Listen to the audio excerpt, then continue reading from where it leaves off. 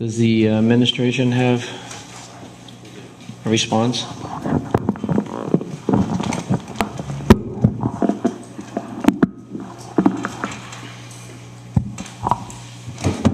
Thank you very much, Mr. Chairman. I have a number of things that I will say, but I'd like to start by saying my comments aren't an us versus them type of thing. It's not a who's got the right numbers point of view. It is my perspective based on the information that I reviewed when Mr. Costa provided this to me last week. My conclusions are based on a different set of numbers. That the presentation was based on what we could potentially bill, and everything that you'll hear me say is what we would potentially collect, which is there's a big difference in disparity between those two numbers. As you recall, we bill at Medicare plus 120. We're about to go up, and there's a presentation in front of us tonight that will take us from Medicare plus 120 to Medicare plus 200. But our current rates that, for instance, are in this report talk about billable rates such as, well, let me start over.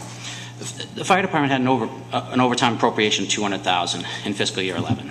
We also had some grant funds that were available that were used for overtime to, I think, mainly to open outskirt stations. There were occasions when it probably brought us back up to a minimum staffing of 14. I haven't done the analysis on that, and I'm not sure that it's relative to the discussion, but we were really out of that overtime budget in January. 45 grand has been spent since January, from January to the end of March. That date, I think, that was in Mr. Costa's report from March 29th. So when you look at why the city, the administration is so careful when we look at all our departments, we have to watch bottom line in each department. So as we get closer to year end, we start to really get concerned where we're looking at. Mr. Costa's report showed, I think, 118 that was left as of that number. Well, now it's 82,000. We still have about 30,000+ in contractual obligations for things like holiday pay that will be paid out of that 82,000. So it doesn't leave a whole heck of a lot out of the $5.2 million original fire department appropriation.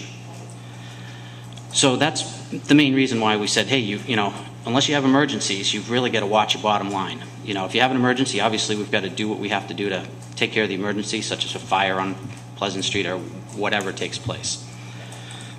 The number of turfed runs outlined in the presentation. I think there's a couple of fundamental differences between the perspective that was presented in this presentation and how I might have presented it. First of all, turfed runs don't necessarily mean that you're going to have 100% of those being one billed, because you could go to a call that doesn't result in a bill. And all of the data here is not based on a collection, it's based on a billable amount. Some you might not collect any on. The amounts used for the billable revenues, I don't believe accurately reflect what we collect for BLS and ALS runs. The amounts used in the report for BLS runs is $851.21, and for ALS runs it's $1,571.11. We collect typically BLS runs closer to $368, not $851. And ALS, we collect $624, not the $1,571. And those numbers were given to me on an average from our ambulance billing and collection company, Comstar. And they did an average of 6 months worth of bills, because I asked them what's an average collection for a typical BLS and a typical ALS. So using their numbers, that's a difference of $483 of what is being reported as potential billable versus what I think we're probably going to end up collecting if we collect 100% of that total. So it's $483 for the BLS and $946 for the ALS calls. There was only one intercept on April 18th in the scenario, so I didn't bother to factor that in really.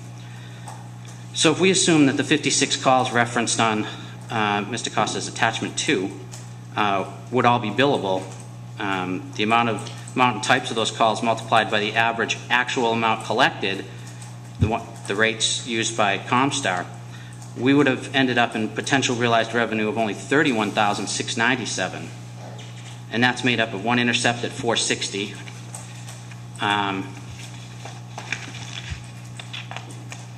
Oops. Do you have my original?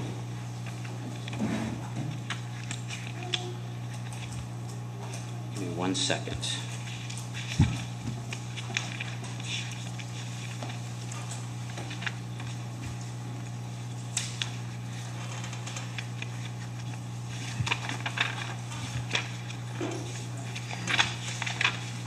What happened to my page 2?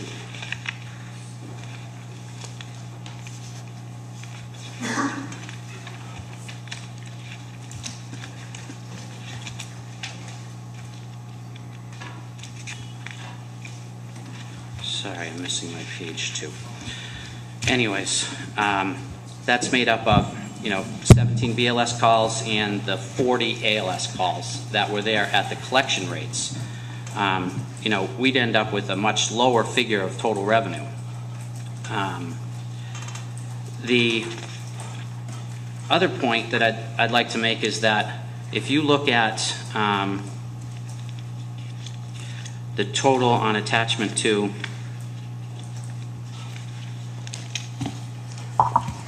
if you look at the total on attachment 2, the presentation shows that we have a cost of $26,710.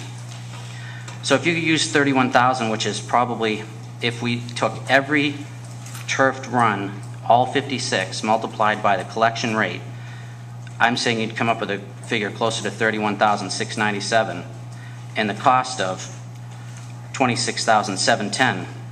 There's a big difference between that and the profit margin of $47,900. It's closer to, it's closer to $5,000.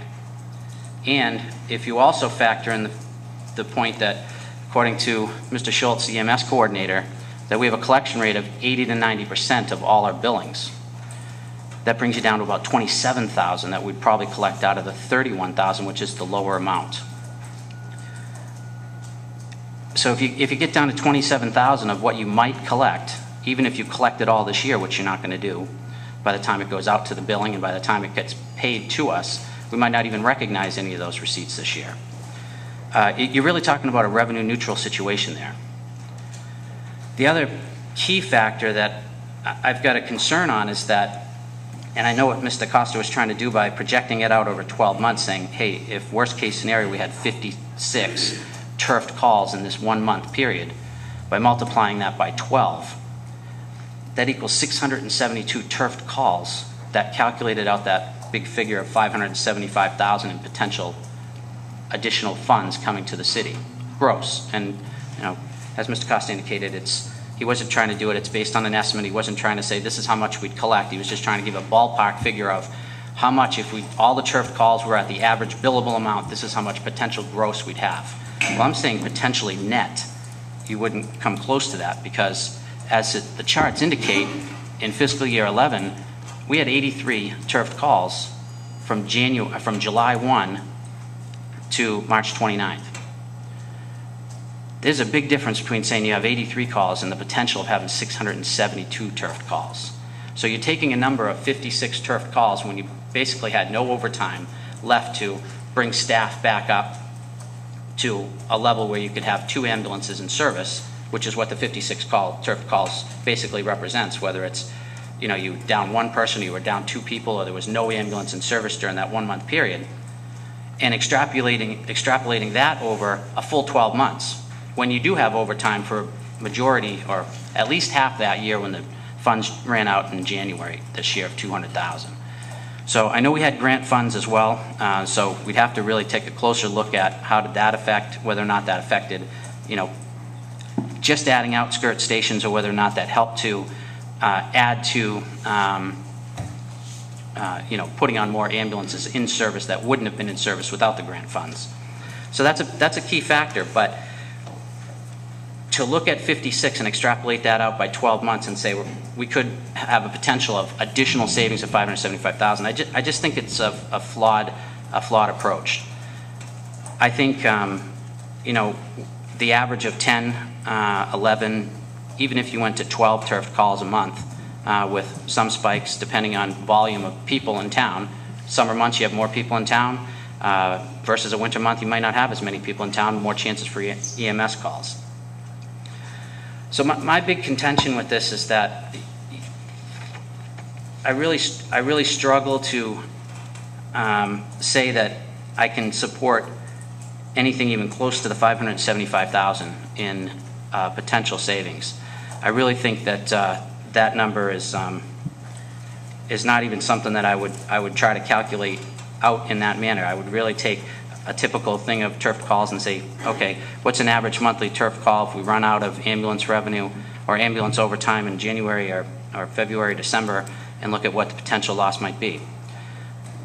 And to further expand on that, if you look at the revenues that's in attachment 3, you see that in the last 3 full years, we haven't varied by more than $55,000 from fiscal year 08. I looked back at 08 to fiscal year 10. I mean, you're talking about 926 in fiscal year 9, 965 in fiscal year 10.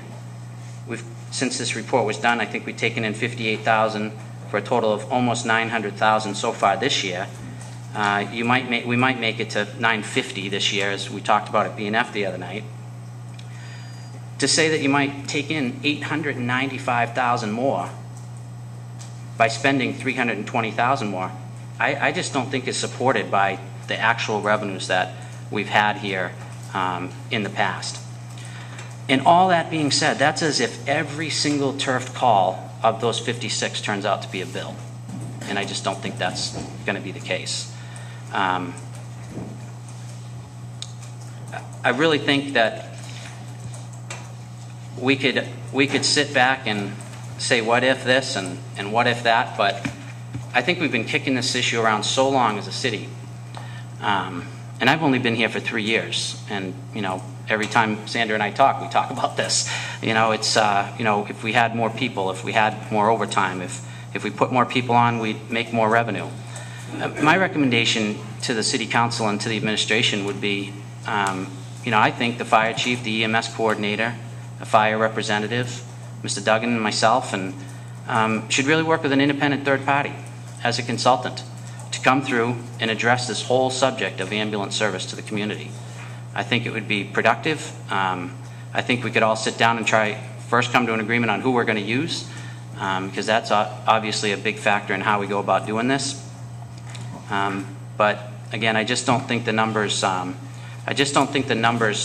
Show. I think it leads people to believe that just add more people and we'll make a lot more money, and it's just not. I just don't think it's the case.